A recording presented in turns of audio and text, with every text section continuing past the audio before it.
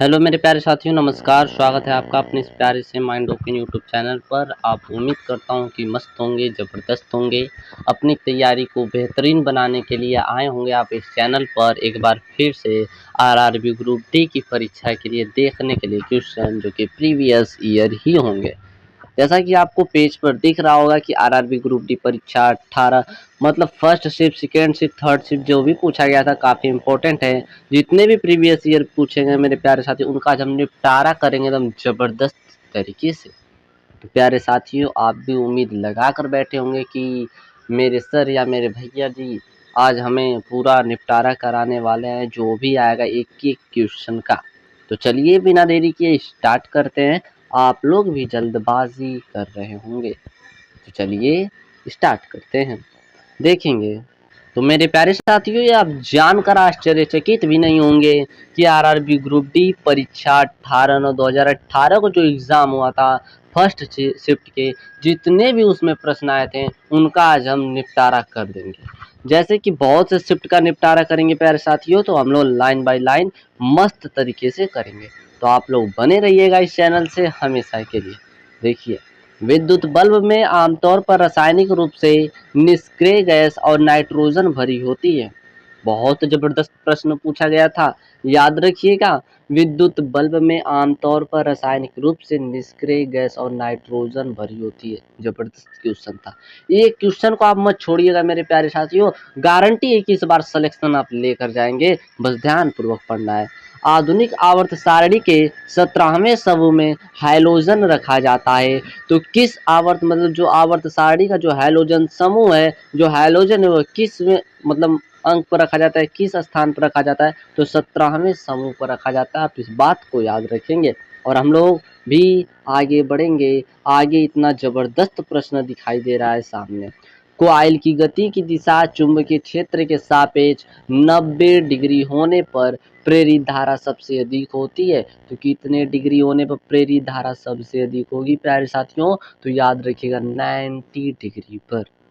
वह बिंदु जहां पर एक वस्तु का संपूर्ण भार कार्य करता है उसे क्या कहते हैं? गुरुत्वाकर्षण का केंद्र कहा जाता है।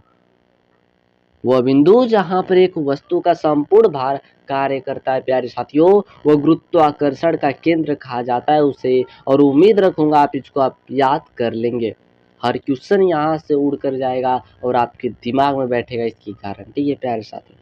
ऑक्सीजन का उपयोग करके पाइरूवेट का विभाजन माइटोकॉन्ड्रिया में होता है। क्वेश्चन देखिए, एक प्रश्न आप पढ़ रहे हैं लेकिन उसमें 2 से 3 प्रश्न बन रहा है। पाइरूवेट का विभाजन कहाँ पे होता है? माइटोकॉन्ड्रिया में होता है। माइटोकॉन्ड्रिया में ऑक्सीजन का उपयोग से किस चीज का विभाजन होता है? पाइरूवेट का विभाजन होता है। ठीक है प्यारे साथियों, आगे देखते हैं। हाइड्रा मुक्लून बडिंग द्वारा उत्पादित करता है और पुनर्जनन को कार्यान्वित कर सकता है। याद रखेंगे, इसमें फिजिक्स, केमिस्ट्री, बायोलॉजी तीनों साथ में, और भी इसमें जीके जीएस के भी प्रश्न हैं। चंद्रमा पर किसी वस्तु का भार पृथ्वी पर इसके भार का 1/6 गुना होता है। कितना गुना होता? 1/6 गुना होता है। ये बहुत इंपॉर्टेंट प्रश्न है, कई बार पूछा जा चुका है। रासायनिक अभिक्रिया जिसमें गर्मी उत्पन्न होती है उसे एक ऊष्माक्षेपी अभिक्रिया कहा जाता है। उसे एक ऊष्माक्षेपी अभिक्रिया कहा जाता है। आप याद रखेंगे, बहुत जबरदस्त मस्त प्रश्न है प्यारे साथियों। चलिए देखा जाए।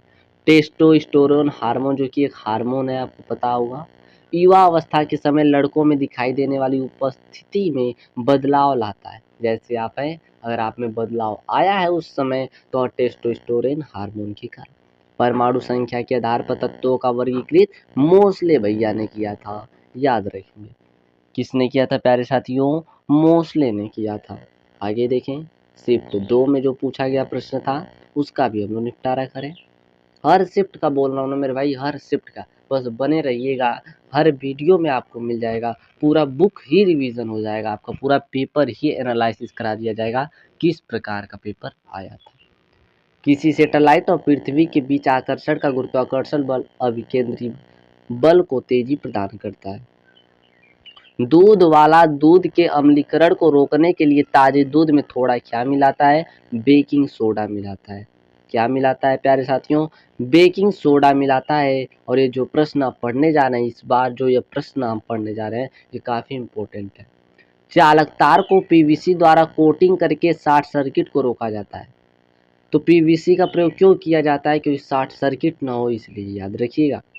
4 कार्बन परमाणुओं वाले हाइड्रोकार्बन के साथ जुड़ने वाला उपसर्ग क्या होता है, ब्यूट होता है। क्या होता है प्यारे साथियों, ब्यूट होता है। ऑक्सीजन का आणविक द्रव्यमान कितना होता है, तो 32 होता है। ऑक्सीजन का आणविक द्रव्यमान यार, ऑक्सीजन आता है कितने पर, 8 पर, इसका होता है कितना है, 16। यहाँ पर 2 है तो 2 का गुना कर देंगे तो हो जाएगा कितना, 32। क्या समझ में आई लिखा बाबू लोग, आगे बढ़ल जाएगा, बिल्कुल बढ़ेंगे हम लोग। देखिए क्या दिया है, बादलों का रंग सफेद प्रकाश के प्रकीर्णन के कारण दिखता है। बादलों का रंग सफेद दिखता है, पर होता, देखे हैं आप, बादलों का रंग सफेद दिखता है क्यों, क्योंकि प्रकाश के प्रकीर्णन के कारण। ग्रेगरी मेंडल ने सजीव वस्तुओं में लक्षणों की आनुवंशिकता के सिद्धांतों के प्रतिपादन में योगदान दिया था। किसकी आनुवंशिकता में, कौन, मेंडल जी ने। ठीक है, याद रहेगा, बिल्कुल याद रहेगा मेरे साथियों को, जबरदस्त तरीके से याद रहेगा। लिग्नन के कारण स्क्लेरेनकाइमा कोशिकाओं की दीवार मोटी होती है। किसके कारण स्क्लेरेनकाइमा की कोशिकाएं मोटी होती हैं, लिग्निन के कारण।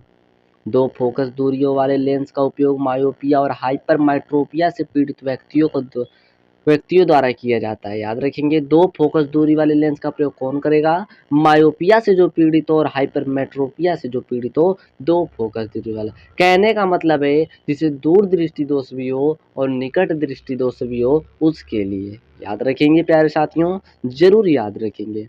ऊर्जा का व्यावसायिक इकाई किलोवाट इंटू घंटा होता है। ऊर्जा का जो व्यावसायिक इकाई होता है किलोवाट इंटू घंटा होता है, आप लोग याद रखेंगे मस्त तरीके से। बीजपत्र पौधे के बीज एक खाद्य भंडार के रूप में कार्य करता है। सिनेबार पाराकायस्क है। सिनेबार पाराकायस्क, सिनेबार किसका अयस्क है, तो पाराकायस्क है, आप याद रखेंगे। और हम लोग आगे बढ़ेंगे, आगे बढ़ेंगे, देखेंगे साथियों आगे। यह 3rd शिफ्ट का प्रश्न है जो कि आया था। इका एल्यूमिनियम को आधुनिक आवर्त सारणी में गैलियम धातु के रूप में नामित किया गया। याद रखेंगे। जाइलम एक जटिल अस्थायी उत्तक है। जाइलम क्या है, एक जटिल अस्थायी उत्तक है। तोरड़ की बीमा L के पावर 1 M के पावर 0 T के पावर -2 होती है, या बोल सकते हैं M के पावर 0 L T -2। याद रखेंगे। तीसरे आवर्त में मौजूद तत्वों में Kl और M कक्षाएं होती हैं।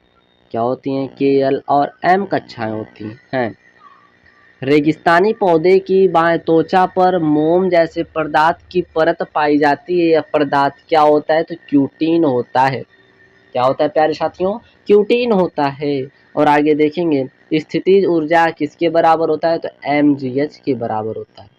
स्थितिज ऊर्जा mgh के बराबर होता है। 2 सतहों के बीच सतह की अनियमितताओं के परिणाम स्वरूप घर्षण होता है। क्या होता है प्यारे साथियों, तो घर्षण होता है, याद रखेंगे और आगे बढ़ेंगे। जिस परमाणु के बाएं कक्षा में इलेक्ट्रॉनों की संख्या पूर्ण होती है उसकी संयोजकता क्या होती है, 0 होती है। सही बात है, आप जानते भी होंगे, जिसकी कक्षाएं पूर्ण हो उसका जो संयोजकता क्या होगी, कोई चार्ज नहीं होगा उसमें। सोडियम से क्लोरीन की ओर जाने पर परमाणु आकार क्या होगा, घटेगा। ठीक है, याद रखेंगे, घटेगा। सब पूछा गया है, मैं कोई बाहर से नहीं करा रहा हूँ, देख लो। जितना प्रश्न आया है सब पूछा गया है मेरे प्यारे भाई, बस आपको मेहनत करनी है। कैल्शियम हाइड्रोक्साइड के विलयन से जब कार्बन डाइऑक्साइड गुजरती है तो बनने वाले अवक्षेप का रंग कैसा होता है, सफ़ेद होता है। कैसा होता है, सफ़ेद होता है। C2H6 संतृप्त हाइड्रोकार्बन है। C2H6 संतृप्त हाइड्रोकार्बन है, समझ में आया क्या, ये किस फार्मूले पर लगा, तो CnH2n होता है। समझ में आ रहा है। यहाँ पर 2 रखा गया है तो यहाँ पर क्या आ जाएगा प्यारे साथियों, यहाँ पर कुछ मिस्टेक है लग रहा है। C2H6 है तो यहाँ पर क्या हो जाएगा, CnH2n प्लस का 2। समझ में आ रहा है क्या। अब यहाँ पर 2 रखेंगे तो फिर यहाँ पर क्या हो जाएगा, 2 दूना 4 2 6 हो जाएगा। समझ में, तो इस फार्मूले पर रखा गया है जो कि संतृप्त हाइड्रोकार्बन है। ठीक है, याद रखेंगे। प्रोटीन की जानकारी प्रदान करने वाला डीएनए के भाग को क्या कहते हैं, तो जीन कहते हैं। प्रोटीन की जानकारी प्रदान करने वाले डीएनए के भाग को जीन कहते हैं। कार्बन परमाणु के बारे में 6 से 12 से क्या निष्कर्ष निकाला जा सकता है कि इसमें 6 और न्यूट्रॉन और 6 प्रोटॉन है। ठीक है, याद रखेंगे। आगे बढ़ते हैं। फिर देखिए 19 तारीख जो 2018 में हुआ था उसका फर्स्ट शिफ्ट का पेपर हम लोग देखेंगे। लैंगिक प्रजनन के दौरान जब दो अलग अलग जनन कोशिकाएं संयोजित होती हैं तो वह क्या का निर्माण करती हैं, तो युग्मनज का निर्माण करती हैं। तो वे युग्मनज का निर्माण करती हैं। संक्षारण वह प्रक्रिया जिसके में द्वारा कोई धातु अपने आसपास उपस्थित नमी, एसिड इत्यादि द्वारा प्रभावित होती है। आगे बढ़ें क्या? बिल्कुल बढ़िए सर। बल और विस्थापन का गुणनफल क्या कहलाता है? W कहलाता है, मतलब कार्य। W बराबर क्या होता है? F इंटू का D होता है। तो बल गुणे विस्थापन। ठीक है। पारा धातु कक्षीय तापमान पर द्रवावस्था में होती है। पारा धातु कक्षीय तापमान पर द्रवावस्था में होती है। अणु शब्द को डेमोक्रेटिस ने प्रतिपादित किया। अणु शब्द किसने प्रतिपादित किया? डेमोक्रेटिस ने। हाइड्रोजन तत्व मेंडलीफ की आवर्त सारणी में एक निश्चित स्थान नहीं पा सका। जो हाइड्रोजन था मेंडलीफ की आवर्त सारणी में एक निश्चित स्थान नहीं पा सका। शक्ति को कार्य करने की दर अथवा ऊर्जा हस्तांतरण की दर के रूप में व्याख्यात किया जा सकता है। टंगस्टन का गलनांक 3422 डिग्री सेल्सियस है। टंगस्टन का गलनांक देख लीजिए कितना है? 3422 डिग्री सेल्सियस है। कापर के एक अणु में 6.022 × 10⁻23 परमाणु होते हैं। याद रखेंगे कापर के अणु में। ठीक है। आर्कटेस का न्यूलैंड सिद्धांत केवल कैल्शियम तक लागू होता था। ठीक है। मुक्त रूप से गिरना केवल निर्वात में संभव है। मुक्त रूप से अगर कोई चीज गिर रहा है तो वो निर्वात में ही संभव है। यांत्रिक ऊर्जा किसी वस्तु की गतिज ऊर्जा और स्थितिज ऊर्जा का योग होता है यांत्रिक ऊर्जा। याद रखेंगे। समझ में आ रहा है कि नहीं? आगे बढ़ते हैं हम लोग। आगे देखेंगे प्रोटीन संश्लेषण में क्षार इवेंट से एक आरएनए प्रति का निर्माण होता है। ठीक है, आरएनए प्रति का निर्माण होता है। तो उम्मीद करता हूँ साथियों सभी प्रश्न आपको मस्त लगे होंगे, ज़बरदस्त लगे होंगे, समझ में आया होगा।